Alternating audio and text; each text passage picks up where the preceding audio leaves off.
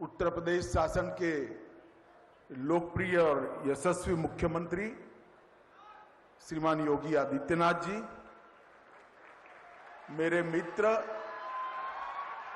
और जिन्होंने एक माह तक प्रधानमंत्री जी की काशी तमिल संगमम की कल्पना को चरितार्थ करने के लिए अपने विभाग के माध्यम से न केवल प्रयास किया है, ये पूरे कार्यक्रम के में रच बस कर इस कार्यक्रम को मूर्त स्वरूप जिन्होंने दिया है, ऐसे धर्मेंद्र प्रधान जी, केंद्रीय संस्कृति और पर्यटन मंत्री श्री जी किशन रेड्डी जी, तमिलनाडु के महामहिम राज्यपाल श्री रविंद्र नारायण रवि जी, केंद्रीय पशुपालन, डेयरी और मत्स्य पालन मंत्री तमिलनाडु के ही नेता श्री एल मुरुगन जी,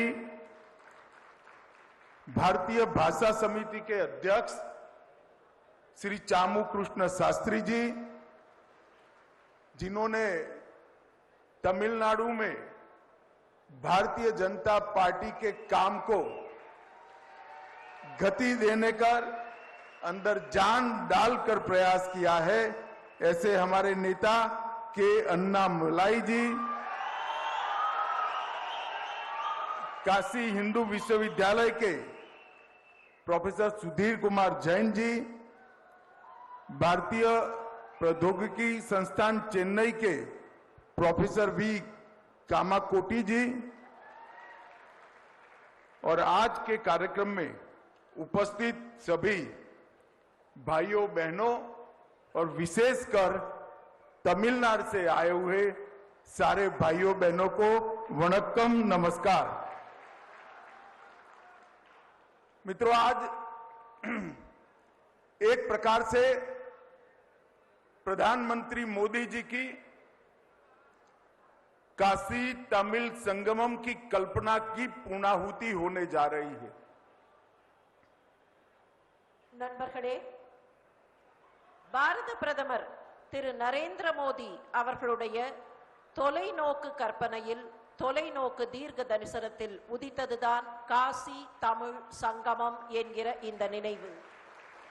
मगर मैं इतना कहना चाहता हूं, ये पूर्णाहुति नहीं है, ये शुरुआत है भारतीय संस्कृति की दो उत्तुंग शिखर, तमिलनाडु की संस्कृति, दर्शन, भाषा, कला, ज्ञान और समग्र विश्व में जिसकी मान्यता है, ऐसी काशी की नगरी की इस सांस्कृतिक विरासत के मिलन की शुरुआत है और यहीं से रास्ता आगे जाने वाला है।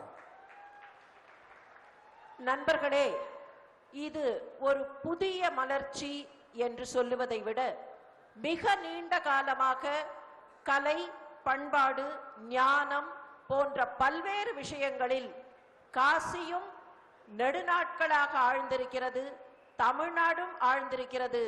இப்போது இந்த தொடர்பின் பாதை இன்னமும் அகலப்பட்டிருக்கிறது என்பதை நாம் உணர வேண்டும்। क्योंकि ये प्रयास आजादी के तुरंत बाद होना चाहिए था, काफी सालों तक नहीं हुआ। एक लंबे गुलामी के कालखंड ने हमारी सांस्कृतिक एकता, हमारी विरासत की विविधता और हमारी अलग अलग संस्कृतियों के अंदर भारतीय आत्मा की एकरूपता को कुछ हद तक मलिन किया था। उसको पुनः जागरण की जरूरत थी। आजादी के तुरंत बाद ये प्रयास होना चाहिए था, परंतु ये प्रयास कई सालों तक नहीं हुआ। मुझे आनंद है कि आजादी के अमृत महोत्सव के वर्ष में श्री नरेंद्र मोदी जी ने भारतीय सांस्कृतिक एकता का पुनः जागरण का ये प्रयास किया है। मैं इसके लिए मोदी जी को बहुत बहुत धन्यवाद देना चाहता हूं। நண்பர்களே, நம்முடைய நாட்டில் பல்வேறு பழக்க வழக்கங்கள், பல்வேறு மரபுகள் இருந்தாலும் கூட இவை எல்லாவற்றுக்குள்ளேயும் மையமாக தேசியம் பாரத தேசியம் என்கிற தொடர்புதான் ஆதாரமாக இருந்திருக்கிறது. இதை நமக்கு விடுதலை கிடைத்தவுடனேயே நாம் மேலும் வெளிக்கொணர்ந்து மலர்த்தி இருக்க வேண்டும். ஆனால் அப்போது செய்ய தவறிவிட்டோம். எனக்கு மிகுந்த மகிழ்ச்சி, சுதந்திரம் கிடைத்து 75 ஆண்டுகளில் இந்த அமிர்த மகோத்சவத்தை கொண்டாடுகிற தருணத்தில் பாரத பிரதமர் திரு நரேந்திர மோடி அவர்கள் இதனை மெய்ப்பித்திருக்கிறார்கள் என்பதற்காக அவர்களுக்கு என்னுடைய மனமார்ந்த நன்றிகளை தெரிவித்து இதை நாம் தொடர வேண்டும் என்பதையும் நினைவுபடுத்துகிறேன். मित्रों, भारत अनेक संस्कृतियों से बना हुआ देश है. अनेक प्रकार के संस्कार, अनेक भाषाएं, अनेक बोलियां, अनेक कलाएं, मगर सबके बीच में ये संस्कृति, भाषा, कला, बोलियां, व्याकरण, सभ्यताएं, इस सब के बीच में बारीकी से देखे तो उसकी आत्मा एक है और वो भारत की आत्मा है. நம்முடைய கலைகள், மொழிகள், பண்பாடுகள், இலக்கியங்கள், இலக்கணங்கள் இவை வேறு வேறாக இருந்தாலும் இவற்றுக்கெல்லாம் இருக்கக்கூடிய ஒரே ஆன்மா பாரதம் என்கிற ஆன்மாதான். मित्रों, इसीलिए जो दुनिया भर के देशों के अस्तित्व का और रचना का अभ्यास करने वाले पंडित है, ये कहते हैं कि पूरे विश्व में सारे देश जो बने हैं जियोपॉलिटिकल कारणों से बने हैं, परंतु भारत एकमात्र देश ऐसा है, जियो कल्चर देश है, सांस्कृतिक देश है और संस्कृति के आधार पर बना हुआ देश है. மற்ற நாடுகளை எல்லாம் பார்த்தால் அந்த நாடுகள் ஒரு நிலப்பரப்பு முழுமையாக இருக்கும். அந்த நிலப்பரப்பு ஜியோபொலிட்டிக்கல், அதாவது பூமி மற்றும் அரசியல் சார்ந்ததனால் ஏற்பட்ட ஒற்றை நிலப்பரப்பு. ஆனால் நம்முடைய பாரத தேசத்தை பொறுத்தவரையில் அது ஜியோபொலிட்டிக்கல் அல்ல, ஜியோ கல்ச்சுரல், அதாவது பண்பாட்டினால் இணைக்கப்பட்ட ஒற்றை நிலப்பரப்பு என்பதை உணர்கிறோம். क्योंकि हम जियो कल्चर देश है, भू सांस्कृतिक देश है, इसलिए हमारी देश की एकात्मता का आधार हमारी संस्कृतियां हैं. நம்முடைய பண்பாட்டினால் நாம் இணைந்திருப்பதனால் நம்முடைய பண்பாட்டின் ஆதாரம் நம்முடைய ஆன்மாதான். நம்முடைய தேசத்தின் ஆன்மா நம்முடைய பண்பாட்டு தொடர்புதான். और मित्रों, बहुत लंबे समय से हमारी देश की संस्कृतियों को जोड़ने का प्रयास, ये दोनों संस्कृतियों में बसी भारतीय आत्मा को जोड़ने का प्रयास नहीं हुआ था. श्री मोदी जी ने काशी तमिल संगमम के माध्यम से बहुत सदियों के बाद ये प्रयास किया है और मुझे भरोसा है ये प्रयास आने वाले दिन में न केवल तमिलनाडु और काशी, न केवल उत्तर और दक्षिण, पूरे देश की भाषाओं और संस्कृतियों को जोड़ने का एक सफल प्रयास सिद्ध होगा. நம்முடைய பண்பாட்டை ஒரு பக்கத்தில் காசி, இன்னொரு பக்கத்தில் தமிழ்நாடு என்று இருக்கக்கூடிய இந்த பண்பாட்டை இணைப்பதற்கான மிகப்பெரிய முயற்சியை பாரத பிரதமர் திரு நரேந்திர மோடி அவர்கள் எடுத்திருக்கிறார்கள். பல காலத்திற்கு முன்னால் எடுத்திருக்க வேண்டிய இந்த முயற்சியை அவர்கள் இப்போது முன்னின்று எடுத்திருக்கிறார்கள். இதில் என்னுடைய ஆசை, இது வெறுமே வடக்கு தெற்கு என்று இருக்காமல், காசி தமிழ்நாடு என்று மாத்திரம் இருக்காமல், நாடு முழுவதும் இந்த கலாச்சாரம் ஒன்றுதான் என்கிற ஒருங்கிணைப்பு வர வேண்டும்.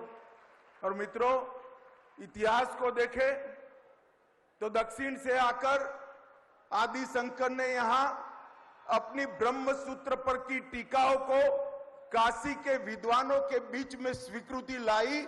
उसके बाद में ये दोनों महान संस्कृतियों को जोड़ने का ये मोदी जी का पहला सफल प्रयास है और मैं भरोसा करता हूं कि ये प्रयास कभी समाप्त नहीं हो सकता. यहां से ये प्रयास शुरू हो रहा है. நண்பர்களே, ஆதிசங்கரர் தெற்கிலே இருந்து வந்து பிரம்மசூத்திரத்திற்கு பாஷ்யத்தை, அதாவது அதற்கான விளக்கத்தை இந்த காசி மாநகரில் தான் எழுதினார். காசி மாநகரத்தில் இருந்து இந்த தேசம் முழுவதையும் இணைக்க வேண்டும் என்று ஆதிசங்கரர் நினைத்ததை போல இப்போது இந்த தேசம் முழுவதையும் இணைக்க வேண்டும் என்ற அவருக்கு பின்னர் பாரத பிரதமர் திரு நரேந்திர மோடி மாத்திரம்தான் எண்ணி இருக்கிறார். இது தொடக்கம் என்று எடுத்துக்கொள்வோம். இதுவே நிறைந்து விடாது. இந்த தொடக்கத்திலே இருந்து இந்த சங்கமம், இந்த ஒருங்கிணைப்பு, இந்த ஒற்றுமை தொடர்ந்து கொண்டே இருக்க வேண்டும். मित्रों, आजादी के बाद भी एक समय ऐसा आया कि देश की सांस्कृतिक एकता के बीच में जहर घोलने का प्रयास किया गया। कई प्रकार के अलग अलग विचारों के माध्यम से, सूत्रों के माध्यम से एक ही देश के दो समाजों को विमुख करने का प्रयास किया गया। परंतु अब समय आ गया है एक भारत श्रेष्ठ भारत की रचना करने का, और वो भारत की सांस्कृतिक एकता से ही हो सकती है। நம்முடைய நாட்டில் பல்வேறு வேறுபாடுகள் பல்வேறு காரணங்களால் இடம், வட்டாரம் போன்றவற்றால் இருக்கின்றன. ஆனால் இவற்றையெல்லாம் ஒன்றிணைத்து இவற்றையெல்லாம் ஒருங்கிணைக்க வேண்டும் என்கிற மிகப்பெரிய முயற்சியை பாரத பிரதமர் எடுத்திருக்கிறார். இதுதான் ஒரே பாரதம், உன்னத பாரதம், இந்த நாடு முழுமையும் ஒன்றுதான் என்கிற அந்த பெருமிதத்தை காட்டக்கூடிய முயற்சி. मित्रों, ये कार्यक्रम ने भारत के सांस्कृतिक वैविध्य के दो उत्तुंग शिखर, तमिलनाडु की संस्कृति और उत्तर भारत में काशी विद्या का धाम, यहाँ की परंपराएं, यहाँ की उत्तुंग संस्कृति के बीच में एक सेतु बनाने का काम किया है। और मैं भरोसा करता हूं कि यहीं से भारत के सांस्कृतिक पुनर्जागरण की शुरुआत होने वाली है। காசியில் இருக்கக்கூடிய பண்பாடு, தமிழ்நாட்டில் இருக்கக்கூடிய பண்பாடு, இந்த இரண்டையும் இணைத்து ஒரு சேதுவை, அதாவது ஒரு பாலத்தை பாரத பிரதமர் அவர்கள் இப்போது கட்டியிருக்கிறார்கள். இந்த வகையில் இந்த ஒற்றுமை தொடர்ந்து இருந்து கொண்டே இருக்க வேண்டும்.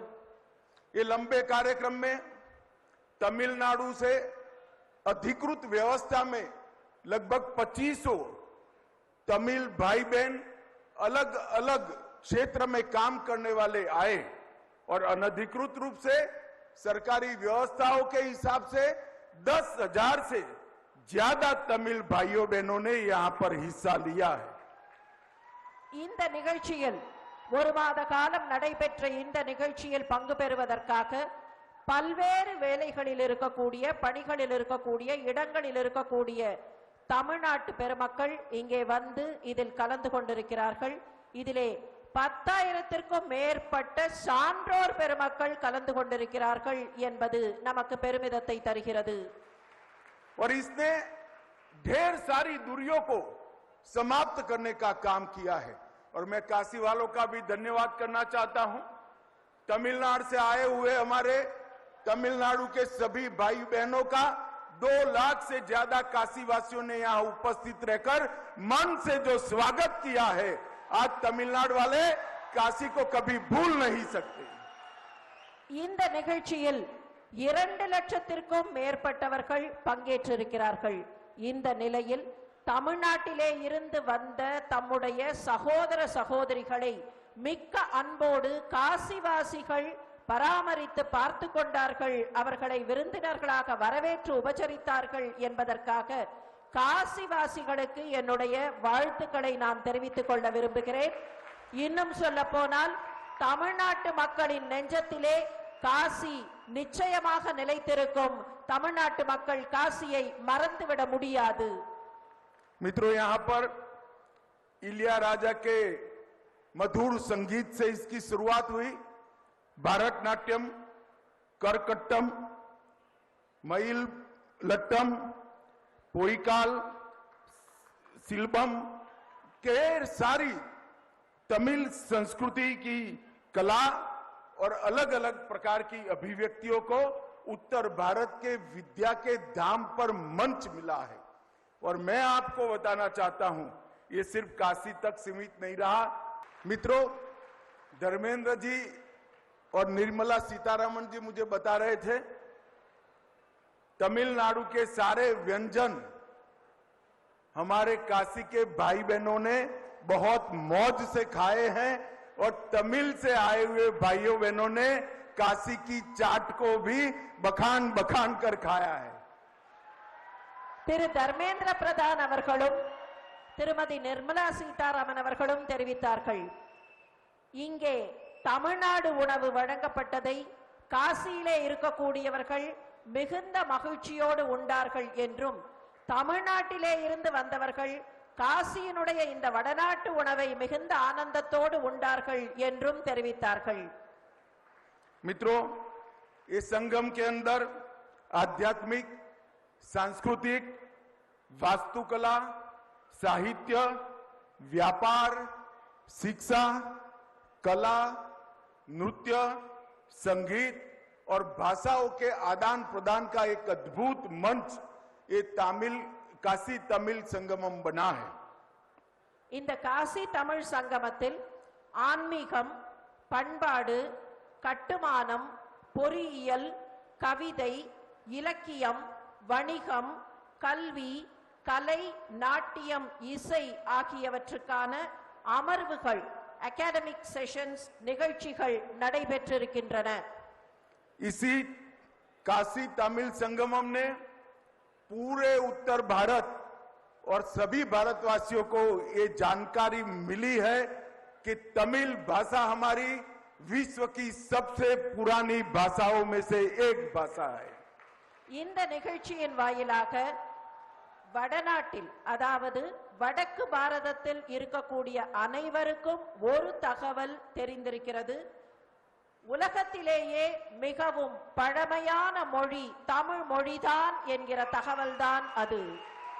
मित्रों, जब इस मंच से भारतनाट्यम देखा, कई लोगों ने के मन में सवाल उठा कि भारतनाट्यम तो हम रोज देखते थे, क्या वो तमिलनाडु से है? இங்கே இந்த மேடையிலே பரதநாட்டியத்தை பார்த்தவர்கள் சற்றே மனதிற்குள் ஆச்சரியப்பட்டார்கள். பரதநாட்டியத்தை நாம் பார்த்திருக்கிறோம், ஆனால் அது தமிழ்நாட்டை சேர்ந்ததா, இவ்வளவு நாள் தெரியவில்லையே என்பது போல அவர்கள் வியந்தார்கள். ऐसे ढेर सारे दोनों संस्कृतियों के अलग अलग पहलुओं को छेक दक्षिण से लेकर उत्तर तक एक दूसरे को जानने का ये प्रयास हुआ है. और इस प्रयास ने आज तमिलनाडु को एक संदेश दिया है. मैं भी ये संदेश देना चाहता हूं तमिलनाडु के मेरे प्यारे भाइयों बहनों को, आइए, पूरा भारत आपका हृदय से स्वागत करने के लिए तैयार है. இதுவரைக்கும் வடக்கு வேறு தெற்கு வேறு என்பது போன்ற எண்ணம் இருந்தது. ஆனால் மொத்த நாடும், முழுமையான நாடும் ஒன்றுதான் என்பது இப்போது புரிந்திருக்கிறது. தமிழ்நாட்டை சேர்ந்த சகோதர சகோதரிகளுக்கு வடக்கு மாத்திரம் அல்ல, உத்தரப்பிரதேசம் மாத்திரம் அல்ல, நானும் சேர்ந்து ஒரு வரவேற்பை தருகிறேன்.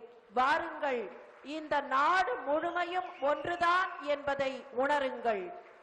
ये उत्तर पूर्व से लेकर गुजरात तक, गुजरात से लेकर बंगाल तक और बंगाल से लेकर केरल तक, ये महान देश मेरे तमिल भाइयों का स्वागत करने के लिए हृदय से तैयार है. வடக்கிலே இருந்து மேற்கிலே இருக்கிற குஜராத் வரை, மேற்கில் இருக்கும் குஜராத்திலிருந்து கிழக்கில் இருக்கும் வங்காளம் வரை, வங்காளத்திலே இருந்து தெற்கு முனை வரை இந்த பாரத தேசம் ஒன்றுதான் என்பதை பார்ப்பதற்கு வாருங்கள், உணர்ந்து கொள்ளுங்கள் என்று பாரத சகோதர சகோதரிகளுக்கு அழைப்பு விடுக்கிறேன். मित्रों, आज मैं एक संदेश देना चाहता हूं. विश्वास और प्रेम में एक समानता है, दोनों को जबरदस्ती पैदा नहीं किया जा सकता. विश्वास अगर अर्जित करना है तो विश्वास रखना चाहिए. प्रेम अगर प्राप्त करना है तो प्रेम करना चाहिए. और आज ये काशी तमिल संगमम ने ये दोनों संस्कृतियों के बीच में विश्वास और प्रेम का एक नया माहौल खड़ा करने का काम किया है. मैं मानता हूं ये आजादी के अमृत महोत्सव के वर्ष की सबसे बड़ी उपलब्धि है. காசி மற்றும் தமிழகம் இரு தரப்பு மக்களின் நம்பிக்கையும் அன்பும் உள்ளத்திலே இருந்து வருபவை, எங்கே இருந்தோ திணிக்கப்பட்டவை அல்ல. இன்று இங்கே இத்தகைய நம்பிக்கை அன்பு ஆகியவற்றின் அதிர்வுகளை உணர முடிகிறது. இந்த ஆசாதி கா அமிர்த் மகோத்சவ சுதந்திரத்தின் 75 ஆண்டுகள் நிறைவு விழாவில் இப்படி இந்த நாடு முழுமையும் ஒன்றுதான், அன்பும் நம்பிக்கையும் ஒன்றுதான், இவை இணைந்தவை என்பதை நம்மால் உணர முடிகிறது. मित्रों, नई शिक्षा नीति में देश के प्रधानमंत्री जी ने भाषा और संस्कृति के माध्यम से इस देश के आध्यात्मिक गौरव, इस देश की ज्ञान परंपरा और इस देश के विद्यार्थी जो आधुनिक ज्ञान को प्राप्त कर कर समग्र विश्व के अंदर, विश्व के मंच पर अपना स्थान सुनिश्चित करने वाले हैं, इसके लिए ढेर सारी व्यवस्थाएं की हैं. நம்முடைய பாரத பிரதமர் அவர்கள் இந்த நாட்டினுடைய ஞான பரம்பரையை, இந்த நாட்டினுடைய ஆன்மீக தெளிவை உணர்ந்து உலகத்திலேயே நம்முடைய பாரத தேசம் தலைமை நிலையில் இருக்க வேண்டும் என்பதற்காக முயற்சிகள் எடுக்கிறார்கள். அந்த வகையில் இந்த நாடு தன்னுடைய ஆன்மீக பரம்பரையினாலும் ஞான பரம்பரையினாலும் உயர்ந்தோங்கி செழிக்கும். और ये नई शिक्षा नीति की आत्मा है हमारी अपनी भाषाएं, हमारे अपनी भाषा का गौरव. इसीलिए मोदी जी ने इस शिक्षा नीति में आग्रह से कहा है कि शिक्षा का माध्यम मातृभाषा होना चाहिए. हमारे धर्मेंद्र प्रधान जी के नेतृत्व में उनके बहुत परिश्रम के साथ किए हुए प्रयासों के कारण अब धीरे धीरे नई शिक्षा नीति नीचे तक परकोलेट कर चुकी है. मैं आज इस मंच से फिर से एक बार तमिलनाडु सरकार को अपील करना चाहता हूं कि तमिलनाडु के अंदर मेडिकल एजुकेशन और टेक्निकल एजुकेशन और लॉ के एजुकेशन की भाषा तमिल माध्यम में हो, ये सुनिश्चित करना चाहिए, जिससे तमिल भाषा को और मजबूती मिलेगी. நம்முடைய கல்வி பரம்பரையின் வாயிலாக நம்முடைய கல்வி கொள்கையில் தாய்மொழி வழியாக கல்வி இருக்க வேண்டும் என்பதை பாரத பிரதமர் மிகவும் வலியுறுத்தி இருக்கிறார்கள். அந்த வகையில்தான் தாய்மொழி வழியாகத்தான் எல்லோரும் கற்றுக்கொள்ள வேண்டும் என்பதை புதிய கல்விக் கொள்கை நமக்கு தெரிவிக்கிறது. நான் இப்போது இந்த தருணத்தில் தமிழ்நாடு அரசுக்கு ஒரு வேண்டுகோளை வைக்கிறேன். தமிழ்நாட்டில் மருத்துவ கல்வி, தொழில்நுட்ப கல்வி மற்றும் சட்ட கல்வி ஆகியவை தாய்மொழி வழியாக, தமிழ் மொழி வழியாக இருக்க வேண்டும். मित्रों, अंत में मैं इतना ही कहना चाहता हूं, मेरे प्यारे तमिल भाई बहन जो यहां पर आए हैं, यहां से गंगा जल एक लोटी में भर कर जाइएगा, रामेश्वरम पर अभिषेक करिएगा और फिर जब आए तब रामेश्वरम की मिट्टी गंगा घाट पर लेकर आना. मैं भी वादा करता हूं, मैं जब रामेश्वरम आऊंगा गंगा जल लेकर अभिषेक करूंगा. आप सभी को बहुत बहुत शुभकामनाएं. और फिर से एक बार मैं तमिलनाडु के भाइयों बहनों को कहना चाहता हूं, मोदी जी ने पूरे देश के लिए तमिलनाडु के लोगों का स्वागत हो, इस प्रकार का एक कार्यक्रम किया है. पूरे भारत को देखिए, जानिए और अपने आप को भारत के साथ जोड़िए.